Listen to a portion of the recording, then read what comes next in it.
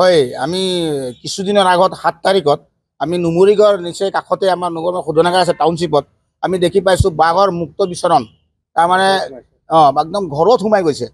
তেওঁলোকে আচলতে কি হৈছে, বনৰীয়া হাতীৰটো উপদ্ৰৱ চলিছেই, লগতে বাঘৰো সন্ত্ৰাস।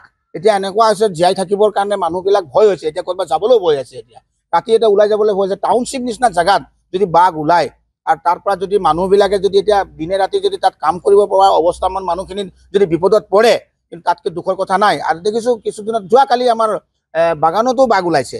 বাগানত গৰু এটাক ধৰিছিলে, মানুহ ওলোৱাত অলপতে বাচিছে তাৰমানে।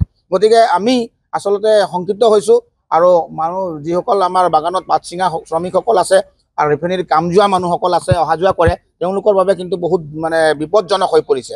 গতিকে আমি বন বিভাগক অনুৰোধ কৰিছোঁ যে আমি বাৰম্বাৰ কৈ আছোঁ, বন বিভাগে যাতে হাতীৰ লগত অলপমান গুৰুত্ব দিব লাগে। আৰু বাঘৰ লগত এতিয়া চাওক বাঘ ওলাইছে, বাঘটো যধে মধে ওলাই পিনি এতিয়া মানুহক মানে বেছি দেৰি নালাগে, হাতীটো দূৰৰ পৰা দেখি পাব।